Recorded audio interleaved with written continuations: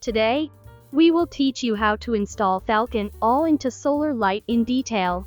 Our solar panel is equipped with plug-play socket. Connect solar lamp to the plug-play socket of solar panels. Match the socket holes accurately. Push the waterproof cap up to the socket. Spin to tighten the waterproof cap. If you do not tighten the waterproof cap, water may flow in, causing the socket oxidized, which may make the solar streetlight system cannot work normally. Now, check whether it can work normally. Cover the solar panel. If the lamp turns on after few seconds, this means it can work normally. After finishing the above process, you can take it to the installation site.